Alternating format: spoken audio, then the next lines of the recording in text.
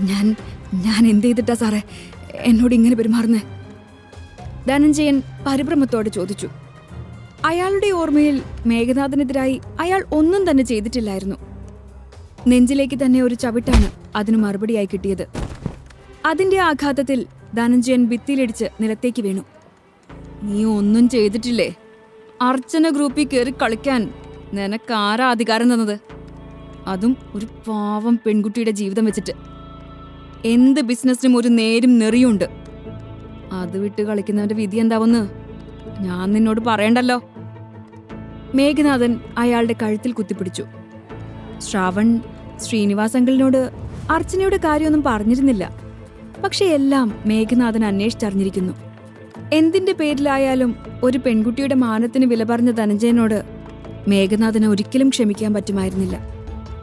അർച്ചന group വളരെ ചെറിയൊരു construction കമ്പനിയാണെന്നും അവർക്ക് മറ്റാരുടെയും പിന്തുണയില്ലെന്നും ഉറപ്പിച്ചിട്ട് തന്നെയാണ് ധനഞ്ജയൻ മകന്റെ വാക്കുകേട്ട് അർച്ചന എന്ന ആ പെൺകുട്ടിയോട് അങ്ങനെയെല്ലാം പറഞ്ഞത്. മേഘനാഥനെ പോലെ വലിയൊരാൾ അവർക്ക് വേണ്ടി സംസാരിക്കാൻ തന്റെ മുന്നിലേക്ക് വരുമെന്ന് അയാൾ സ്വപ്നത്തിൽ പോലും കരുതിയില്ല. സോറി സർ, അത് സാറിന്റെ ആൾക്കാരാണെന്ന് എനിക്കറിയില്ലായിരുന്നു. അറിയാതെ ഒരബദ്ധം പറ്റിപ്പോയതാ, ക്ഷമിക്കണം സർ.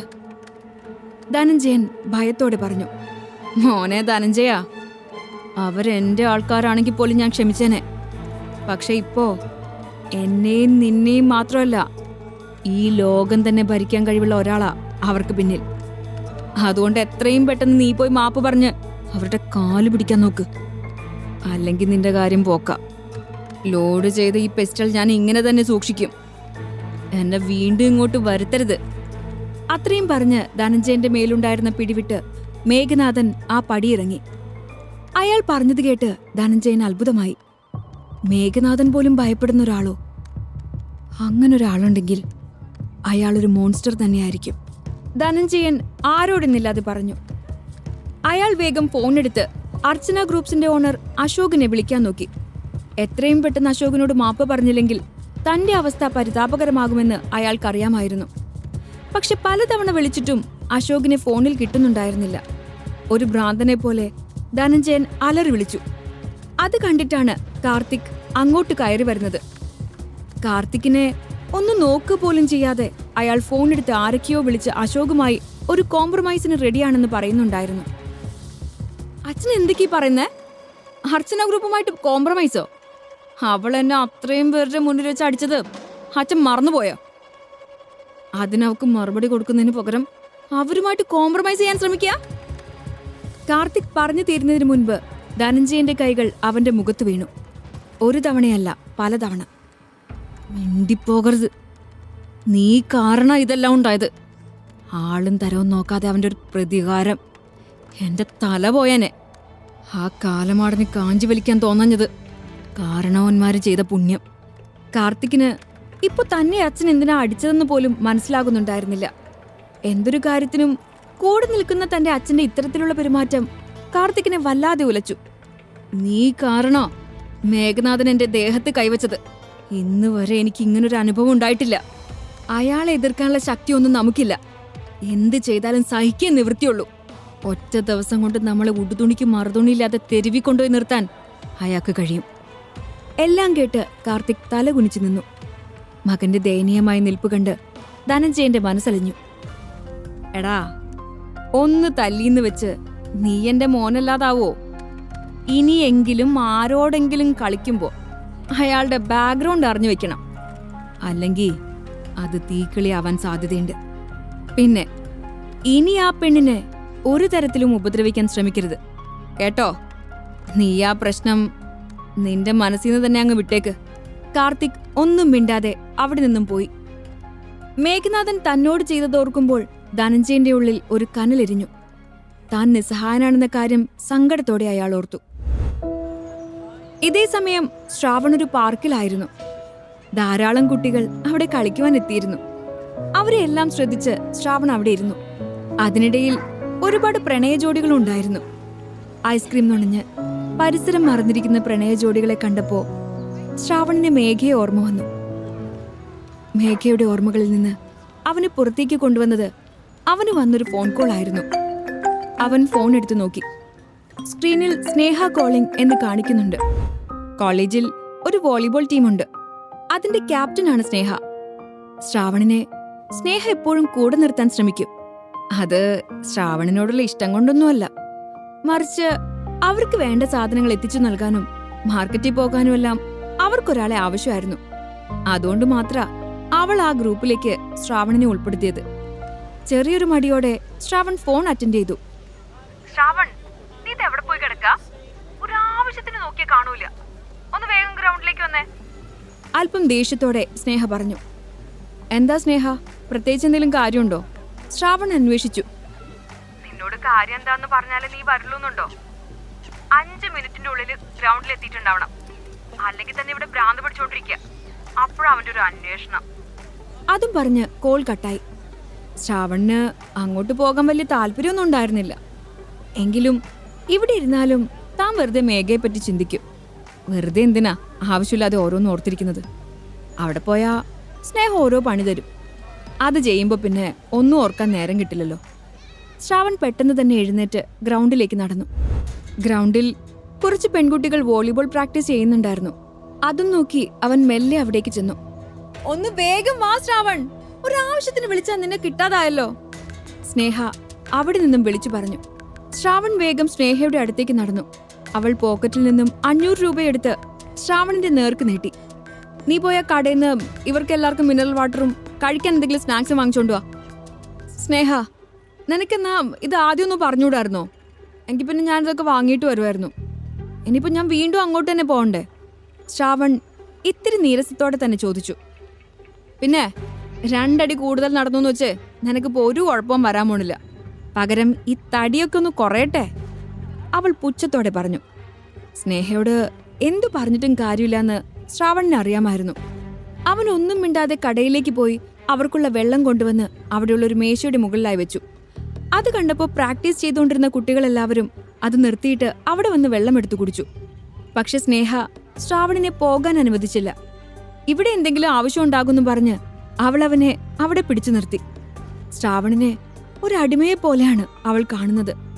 അവൾ പറയുന്നതെല്ലാം അക്ഷരം പ്രതി അനുസരിക്കണം, ഒന്നും മറുത്തു പറയാൻ പാടില്ല. ഇനി അവളുടെ വാക്ക് കേൾക്കാതെ എങ്ങാനും അവൻ അവിടെ നിന്നും പോയിട്ടുണ്ടെങ്കിൽ പിന്നെ സ്നേഹയുടെ വായിലിരിക്കുന്നത് മുഴുവനും കേൾക്കേണ്ടി വരും. മറ്റുള്ള കുട്ടികളുടെ മുന്നിൽ വെച്ച് അവൾ അവനെ ചീത്ത പറയും. ശ്രാവൺ ഗാലറിയിൽ പോയിരുന്ന് പെൺകുട്ടികൾ പ്രാക്ടീസ് ചെയ്യുന്നത് കണ്ടുകൊണ്ടിരുന്നു. വെറുതെ ഇവിടെ ഇങ്ങനെ ഇരിക്കാതെ അതുപോലെ എന്തെങ്കിലുമൊക്കെ ചെയ്തൂടെ? അങ്ങനെ ആരോ ചോദിച്ചത് കേട്ടാണ് ശ്രാവൺ തിരിഞ്ഞു നോക്കിയത്. തൊട്ടു പിന്നിലായി സുന്ദരിയായ ഒരു പെൺകുട്ടി പുഞ്ചിരിയോടെ നിൽക്കുന്നു. ഇതുവരെ ഇവിടെ അവളെ കണ്ടിട്ടില്ല. അവൾ പതുക്കെ നടന്നു വന്ന് അവന്റെ അരികിലായിരുന്നു. ശ്രാവൺ അവളെ ഒന്ന് നോക്കി. അവളുടെ നീണ്ട മുടിയിഴകൾ കാറ്റിൽ മെല്ലെ പറക്കുന്നുണ്ടായിരുന്നു. അവളുടെ കണ്ണുകൾക്ക് എന്തോ ഒരു പ്രത്യേകതയുണ്ടെന്ന് ശ്രാവണിന് തോന്നി. ശ്രാവണിന് ഒരു ഹായ് പറയണമെന്നുണ്ടായിരുന്നു. പക്ഷേ അപ്പോഴേക്കും അവളുടെ അരികിൽ വേറൊരാൾ വന്നിരുന്നു. ഇതേ സമയം അർച്ചനയുടെ മുറിയിൽ എല്ലാവരും ടെൻഷനിലായിരുന്നു. ധനഞ്ജയൻ അവൾക്കായി നൽകിയ സമയം അടുത്തു വരുന്നു. ക്ലോക്കിൽ സമയം മുന്നോട്ട് നീങ്ങുന്തോറും അവളുടെ ഉള്ളിൽ തീയായിരുന്നു. ധനഞ്ജയൻ വളരെ പിടിപാടുള്ള ഒരാളാണ്. അയാൾ വിചാരിച്ചിട്ടുണ്ടെങ്കിൽ നിഷ്പ്രയാസം അർച്ചനയുടെ അച്ഛന്റെ എല്ലാ ബിസിനസ്സും തകർക്കാൻ കഴിയും. അതുകൊണ്ട് തന്നെ അവരെ എതിർത്ത് നിൽക്കാൻ കഴിയില്ല. കാർത്തിക്കാണെങ്കിൽ ഒരു വൃത്തികെട്ടവനാണ്. അർച്ചനയെ അയാളുടെ കയ്യിൽ കിട്ടിയാൽ പിന്നെ പറയേം വേണ്ട. എനിക്കാകെ പേടിയാവുന്നു വിദ്യ. ആരെങ്കിലും ഒന്ന് വിളിച്ചിട്ട് എന്നെ ഒന്ന് രക്ഷിക്കാൻ പറ. അല്ലെങ്കിൽ ഞാൻ എന്തെങ്കിലും കടുങ്കൈ ചെയ്തു പോവും. ആ ദുഷ്ടന്റെ കൂടെ പോകുന്നില്ല നല്ലതാ.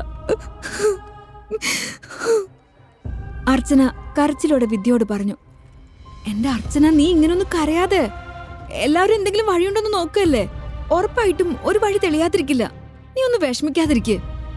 അതൊക്കെ പറഞ്ഞ് വിദ്യ അവളെ ആശ്വസിപ്പിച്ചു.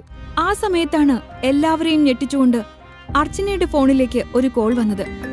അർച്ചന ഫോൺ എടുത്തു നോക്കി. അതവളുടെ അച്ഛനായിരുന്നു. എന്ത് വാർത്ത പറയാനാകും അയാൾ വിളിക്കുന്നതെന്നോർത്ത് അവൾക്ക് പേടി തോന്നി. അവൾ കോൾ അറ്റൻഡ് ചെയ്തു. എന്താ അച്ഛാ, എന്താ ആപത്താണ് സംഭവിച്ചത് എന്നറിയാതെ എല്ലാവരും അർച്ചനയെ നോക്കി. ഫോൺ വെച്ചതും അർച്ചന കരയാൻ തുടങ്ങി. അത് കണ്ടതോടെ എല്ലാവരും പേടിച്ചുപോയി. എന്താ അർച്ചന, എന്തുണ്ടായി? വിപിൻ അവളുടെ അരികിൽ ചെന്ന് ചോദിച്ചു. വിപിൻ, അച്ഛനാ വിളിച്ചത്. എല്ലാ പ്രശ്നങ്ങളും തീർന്നു. അയാള് ആ ധനഞ്ജയൻ ഫോണിൽ വിളിച്ച് അച്ഛനോട് മാപ്പ് പറഞ്ഞു. അർച്ചന കണ്ണുകൾ തുടച്ചുകൊണ്ട് പറഞ്ഞു. അത് കേട്ടതോടെ എല്ലാവർക്കും സന്തോഷായി. അവർ കൈയടിച്ച് ശബ്ദമുണ്ടാക്കി. Thank God. എന്നാലും ഇത് ഇത്ര പെട്ടെന്ന് എങ്ങനെ തീർന്നു? എന്താ ഉണ്ടായെന്ന് പറഞ്ഞോ? വിപിൻ ജിജ്ഞാസയോട് ചോദിച്ചു. എന്റെ അച്ഛൻ അത്ര നിസ്സാരക്കാരനൊന്നും അല്ല. അതെനിക്കറിയായിരുന്നു. അച്ഛൻ തന്നെ ഇതിനൊരു വഴി കണ്ടെത്തുന്നു. എന്റെ അച്ഛന്റെ പിടിപാട് എത്രയാന്ന് നിങ്ങൾക്ക് ആർക്കും അറിയില്ല.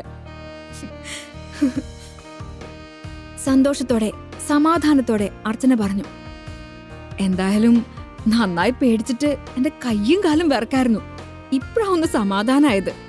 മാനസ ആശ്വാസത്തോടെ അവളെ നോക്കി. എന്റെ പൊന്നേ, ഇനിയെങ്കിലും നീയൊന്ന് പോയി റെസ്റ്റ് എടുക്ക്. ഇത്രയും നേരം ഇരുന്ന് കരഞ്ഞതല്ലേ? വിദ്യ അർച്ചനയോട് പറഞ്ഞു. അർച്ചന, കാര്യമൊക്കെ കൊള്ളാം. വലിയൊരു പ്രശ്നത്തിൽ നിന്നാ നീ രക്ഷപ്പെട്ടു പോകുന്നേ. അതുകൊണ്ട് ഈ സന്തോഷം നമുക്ക് എന്തായാലും അടിച്ചു പൊളിക്കണം. ഞങ്ങൾക്ക് വലിയൊരു ട്രീറ്റ് തന്നെ തരണം.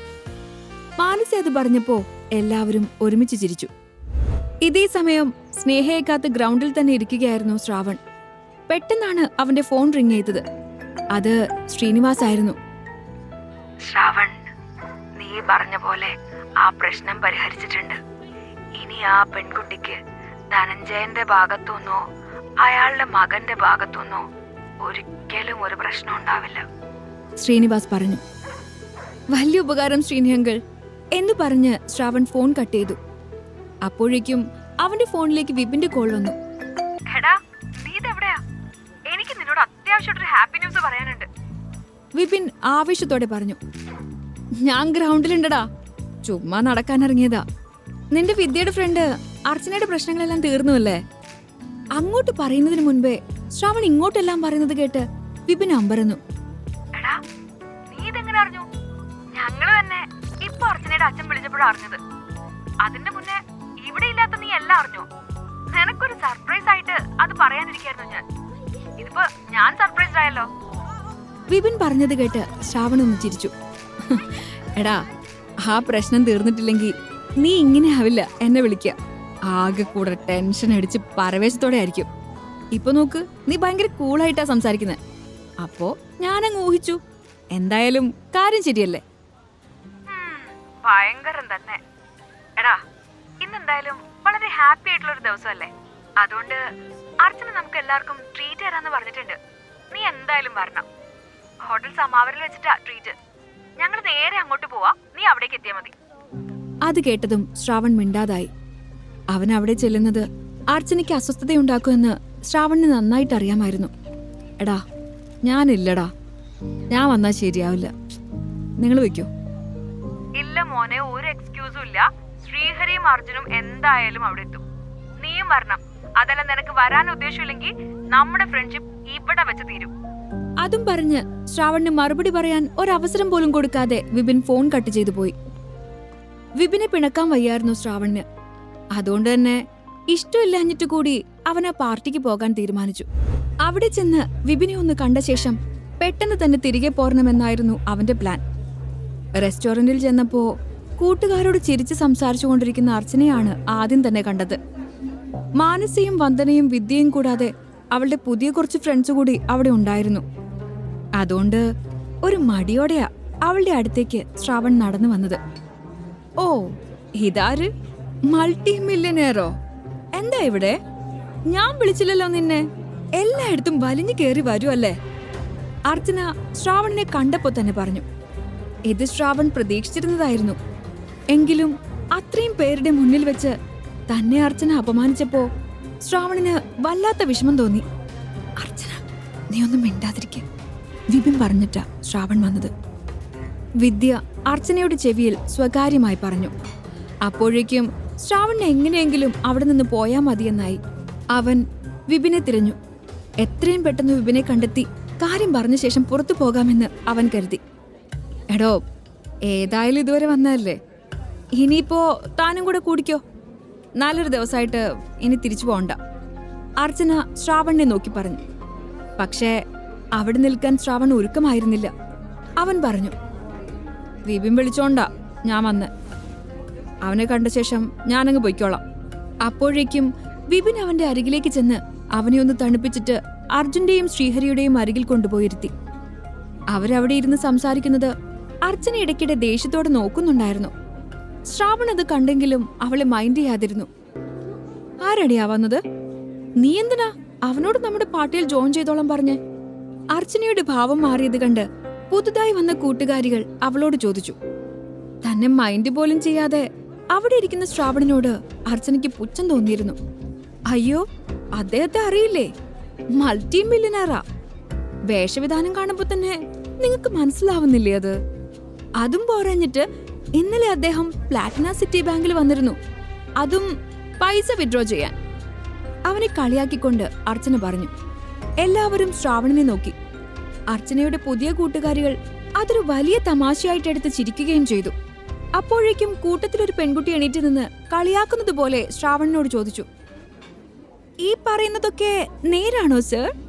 സാറിന് പ്ലാറ്റിന സിറ്റി ബാങ്കിൽ അക്കൗണ്ട് ഉണ്ടോ? ശ്രീഹരി ദേഷ്യത്തോടെ എഴുന്നേറ്റു. ശ്രാവൺ അവന്റെ കയ്യിൽ പിടിച്ചുകൊണ്ട് പറഞ്ഞു, എടാ വിട്ടേക്ക്, വെറുതെ എന്തിനാ ഒരു വഴക്ക്? നീ എന്തിനാ ഇതൊക്കെ കേട്ടോണ്ട് ഇവിടെ നിൽക്കുന്നേ? ഇപ്പൊ അവളുടെ ഭാവം കണ്ടില്ലേ? ഇന്നലെ ഇങ്ങനെയൊന്നും അറിഞ്ഞില്ലല്ലോ. ശ്രീഹരി അർച്ചനയെ നോക്കി പറഞ്ഞു, അതൊന്നും സാരമില്ല, നമുക്കിത് ആദ്യത്തെ അനുഭവമൊന്നും അല്ലല്ലോ.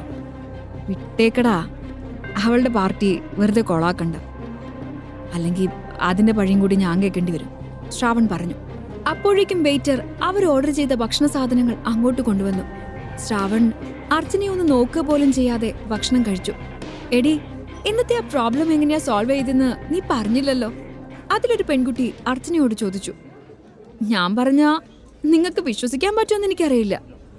ഇന്നലെ ആ ധനഞ്ജയനില്ലേ, കാർത്തിക്കിന്റെ അച്ഛൻ, ഉദയ ഗ്രൂപ്പിന്റെ ഓണറായ അയാൾ എന്റെ അച്ഛന്റെ അടുത്ത് വന്നിരുന്നു. എന്നോട് അപമര്യാദയായി പെരുമാറിയതിനും അങ്ങനെയൊക്കെ പറഞ്ഞതിനും മാപ്പ് പറഞ്ഞ് ഒരുപാട് കരഞ്ഞ് കാല് പിടിച്ചു. അത് കേട്ടതും മാനസ സംശയത്തോടെ പറഞ്ഞു, എടീ, അത്ര നിസ്സാരക്കാരൊന്നുമല്ല ഉദയ ഗ്രൂപ്പ്. ധനഞ്ജയൻ നീ വിചാരിക്കുന്ന പോലെ അത്ര പാവമല്ല. പിന്നെ അങ്ങനെയൊക്കെ സംഭവിക്കണമെന്നുണ്ടെങ്കിൽ ആരോ ഇതിന് പിന്നിൽ ശക്തമായി കളിച്ചിട്ടുണ്ട്. അതാരാണെന്ന് നിനക്ക് മനസ്സിലായോ? നീ നിന്റെ അച്ഛനോട് ചോദിച്ചോ ആളെ കിട്ടിയോന്ന്? അത് കേട്ടപ്പോൾ അർച്ചനയ്ക്ക് ദേഷ്യം വന്നു. ഞാൻ പറഞ്ഞല്ലോ അതെന്റെ അച്ഛൻ തന്നെ സോൾവ് ചെയ്താണെന്ന്. അച്ഛനെ സംബന്ധിച്ചിടത്തോളം ഇതൊക്കെ നിസ്സാര പ്രശ്ന. അർച്ചന മാനസയോട് കുറച്ച് കടുപ്പിച്ചു തന്നെ പറഞ്ഞു. എന്റെ പൊന്ന അർച്ചന, ഉദയ ഗ്രൂപ്പിനെ പറ്റി നിനക്ക് എന്തറിയാം? ധനഞ്ജയം വിചാരിച്ചാൽ നടക്കാത്ത ഒരു കാര്യവും ഈ സിറ്റിയിലില്ല. വലിയ എന്തോ ഒരു കളി നടന്നിട്ടുണ്ട്, നമുക്ക് ചിന്തിക്കാൻ പോലും കഴിയാത്ത ഒന്ന്. ശക്തനായ ഒരാൾ ഇതിന്റെ പുറകിലില്ലാതെ ഇങ്ങനെയൊന്നും നടക്കില്ല മോളെ. അതുകൊണ്ട് നീ നിന്റെ അച്ഛനെ വിളിച്ച് ചോദിച്ചു നോക്ക് യഥാർത്ഥത്തിൽ എന്താ സംഭവിച്ചെന്ന്. മാനസ ഉറപ്പോടെ അർച്ചനയോട് പറഞ്ഞു.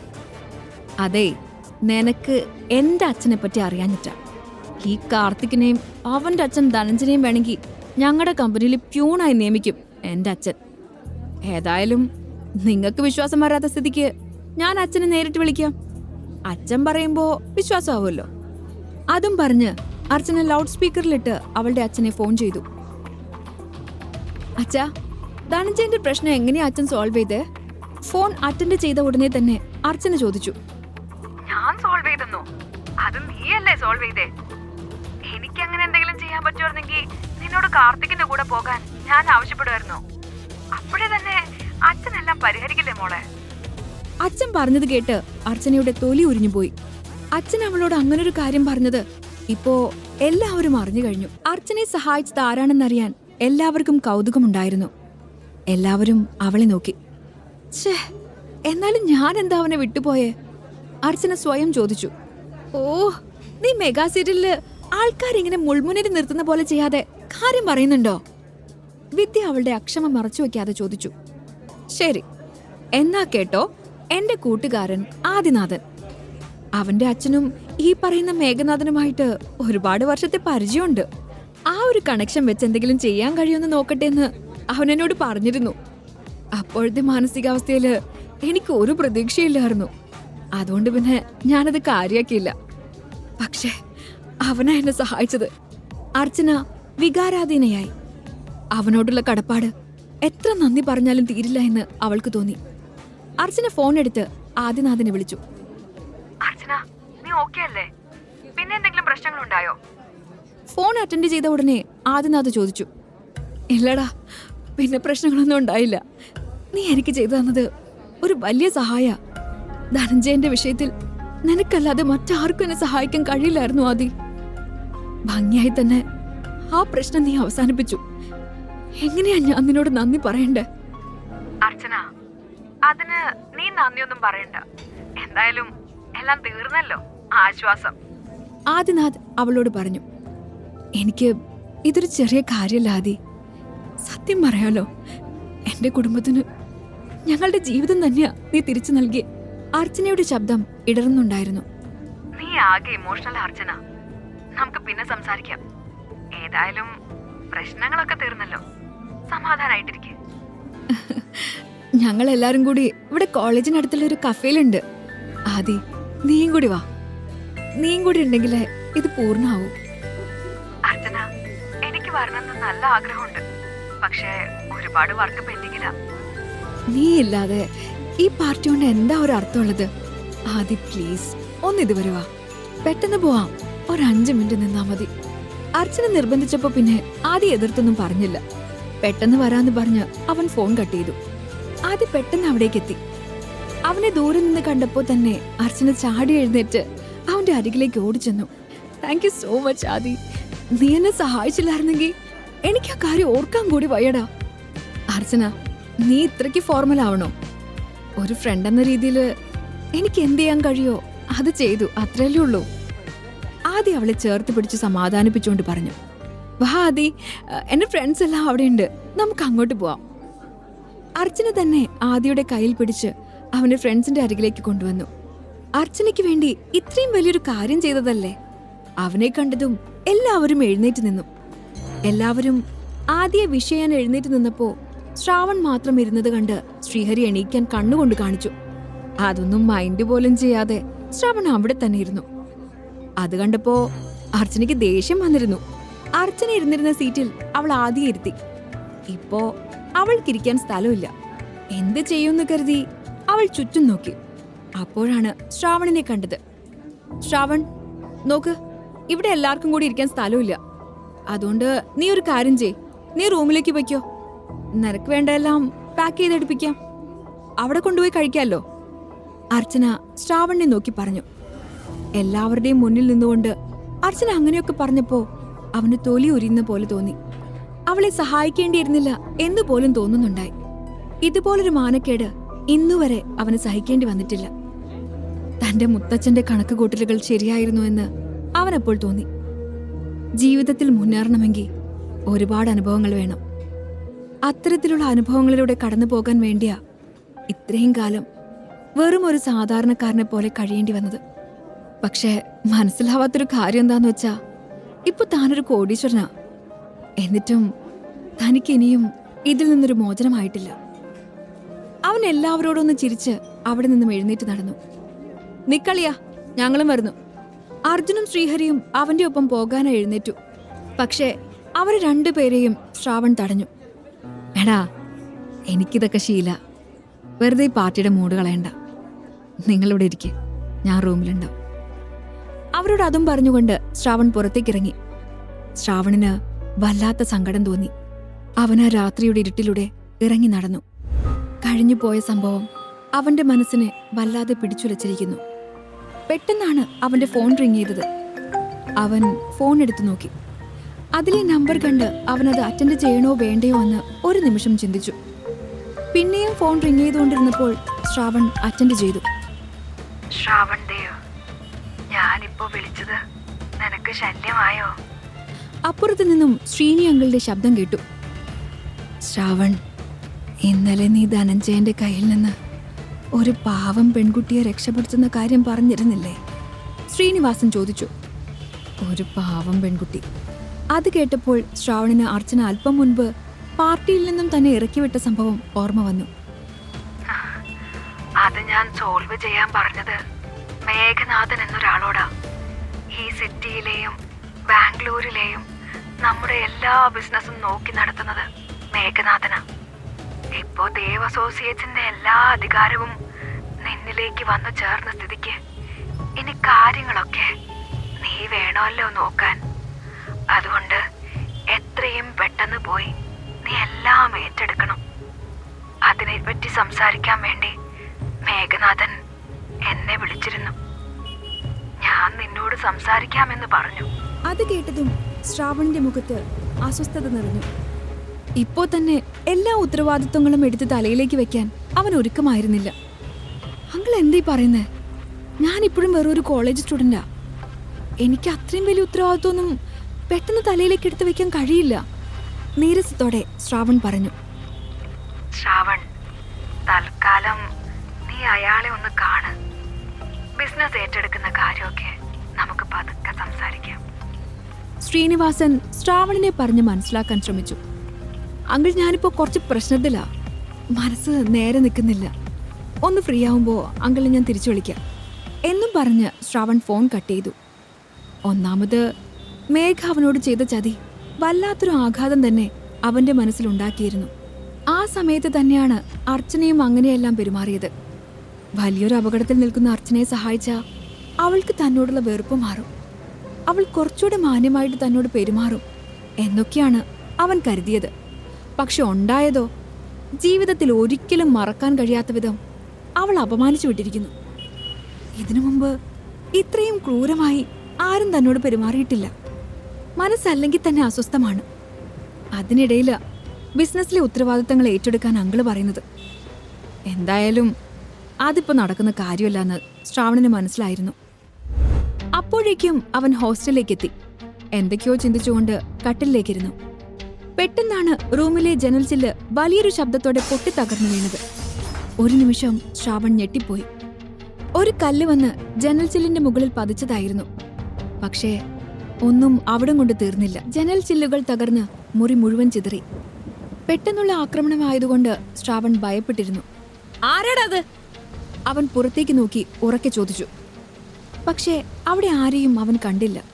തെരുവ് വിജനമായിരുന്നു. ചെറിയ ചാറ്റൽ മഴ പെയ്യുന്നുണ്ട്. പെട്ടെന്നാണ് വലിയൊരു കല്ല് അവന്റെ തലയിൽ തൊട്ടു തൊട്ടില്ല എന്ന രീതിയിൽ അകത്തേക്ക് വന്നു വീണത്. ശ്രാവൺ ഭയന്ന് പുറകിലേക്ക് നീങ്ങി. ഒരൽപ്പം കൂടി അപ്പുറത്തായിരുന്നു താൻ നിന്നതെങ്കിൽ ആ കല്ല് ഉറപ്പായിട്ടും തന്റെ തല തകർത്തേനെ അവൻ ചിന്തിച്ചു. ആരാടാ അവിടെ? അവൻ വീണ്ടും ഉച്ചത്തിൽ വിളിച്ചു ചോദിച്ചു. അതോടൊപ്പം ഒന്നുകൂടി ജനലിലൂടെ പുറത്തേക്ക് നോക്കി. മാസ്ക് ധരിച്ച ഒരാൾ ഓടിപ്പോയിട്ട് കുറച്ചപ്പുറത്തായി നിർത്തിയിട്ട ബൈക്കിന് പുറകിൽ കയറുന്നത് അവൻ കണ്ടു.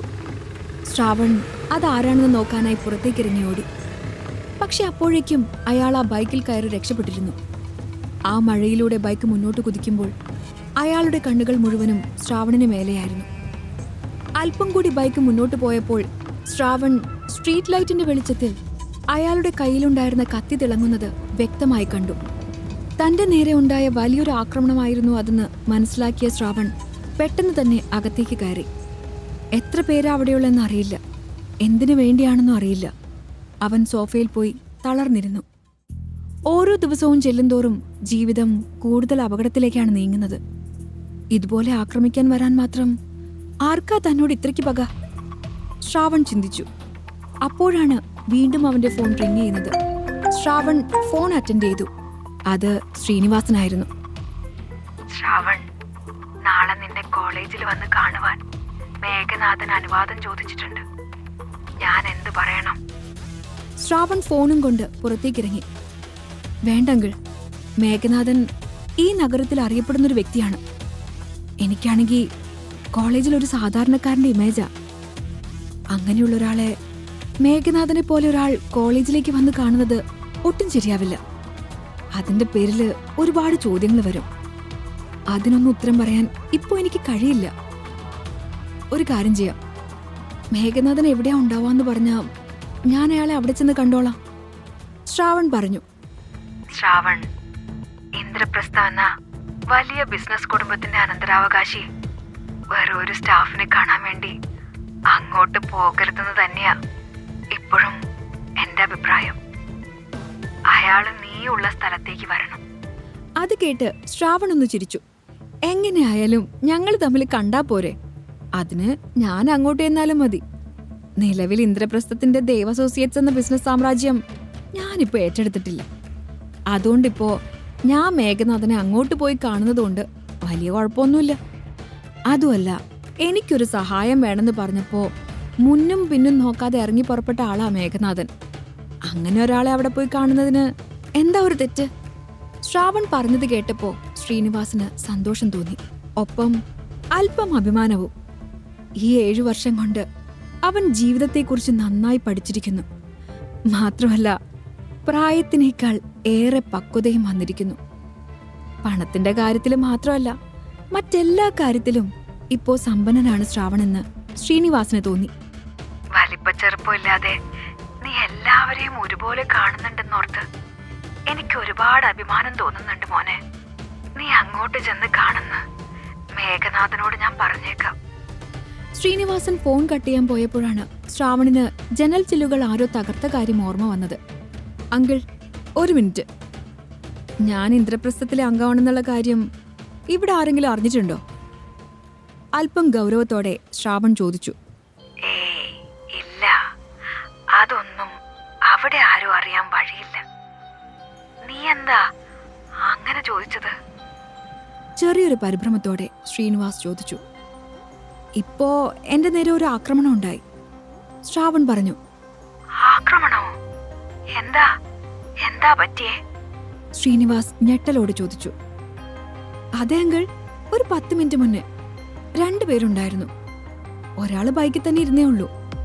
രണ്ടാമത്തവനാ ഇവിടെ വന്ന് കല്ലെടുത്ത് ജനലിലൂടെ റൂമിലേക്ക് എറിഞ്ഞത്.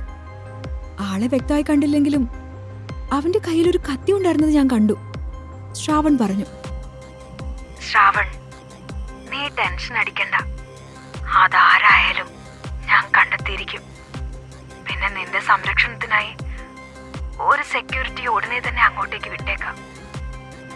ശ്രീനിവാസ് അവനെ ആശ്വസിപ്പിച്ചുകൊണ്ട് പറഞ്ഞു. എനിക്കിപ്പോ സെക്യൂരിറ്റിയുടെ ആവശ്യമൊന്നുമില്ല അങ്കിൾ. അതാരാ ചെയ്തെന്ന് അതെനിക്കറിയണം, അത് മാത്രം മതി. അങ്ങനെ ശ്രാവൺ പറഞ്ഞു നിർത്തിയ ശേഷം ശ്രീനിവാസ് പറഞ്ഞു. എന്നാ പിന്നെ അങ്ങനെ ആവട്ടെ. ആ, പിന്നെ ഒരു കാര്യം. നാളെ നിനക്ക് ഹോട്ടൽ ഗ്രീൻ ലീഫിലേക്ക് വരാൻ കഴിയുമെന്ന് ചോദിച്ച് മേഘനാഥൻ മെസ്സേജ് ചെയ്തിട്ടുണ്ട്. നാളെ അവിടെ ചെറിയൊരു മീറ്റിംഗും ലഞ്ചും അറേഞ്ച് ചെയ്തിട്ടുണ്ടെന്ന്. നിനക്ക് ആ സമയം കംഫർട്ട് അല്ലെങ്കിൽ പറഞ്ഞോ, നിന്റെ ഇഷ്ടത്തിന് മറ്റൊരു സമയം നമുക്ക് ഫിക്സ് ചെയ്യാം. ഞാനൊരു 1 മണിയാകുമ്പോഴേക്കും അവിടെ എത്തിക്കോളാന്ന് പറയും. അതും പറഞ്ഞ് ശ്രാവണ കോള് കട്ട് ചെയ്തു. പിന്നെ അവൻ നിലത്ത് ചിതറിക്കിടക്കുന്ന ചില്ല് കഷ്ണങ്ങളെല്ലാം പെറുക്കി ഡസ്റ്റ്ബിന്നിലേക്കിട്ട് അവിടമെല്ലാം വൃത്തിയാക്കി. ബെഡിലേക്ക് വന്നു കിടന്ന് മേഘയെ പറ്റി ഓർത്തു. പണ്ട് പണോ പദവിയോ ഒന്നുമില്ലായിരുന്നു തനിക്ക്. പക്ഷേ ഒരുപാട് സന്തോഷം നൽകാൻ മേഘ കൂട്ടിനുണ്ടായിരുന്നു. എന്നാ ഇപ്പോ പണവും പദവിയുണ്ട്. താൻ വിചാരിക്കുന്ന എന്തും നടത്തിത്തരാൻ കഴിവുള്ള ആളുകളും ഉണ്ട്. പക്ഷേ അവള് മാത്രമില്ല. എന്തിനാ മേഘ നീ എന്നെ ഇങ്ങനെ ചതിച്ചേ? പിന്നെ മെല്ലെ ബെഡിൽ കണ്ണുകൾ അടച്ചു കിടന്നു. അടുത്ത ദിവസം രാവിലെ നേരത്തെ ഉണർന്ന ഉടനെ തന്നെ എല്ലാവരും റെഡിയായിട്ട് കോളേജിലേക്ക് പോയി. ശ്രാവൺ വളരെ മടുപ്പോടെയാണ് കോളേജിലേക്ക് എത്തിയത്. സെക്കൻഡ് പീരീഡ് കഴിഞ്ഞപ്പോ ബോറടിച്ച് ഡെസ്കിൽ തലചായ്ച്ച് കിടക്കായിരുന്നു ശ്രാവൺ. അപ്പോഴാണ് വിപിൻ അങ്ങോട്ട് ഓടിയെത്തിയത്. ഇതെന്തോന്നാളിയാ, ഇപ്പൊ നിന്റെ ഓട്ടം ക്ലാസ്സിനകത്തോ ആയോ? വെപ്രാളത്തോടെ ഓടി വരുന്ന വിപിനെ കണ്ട് ശ്രീഹരി കളിയായി ചോദിച്ചു.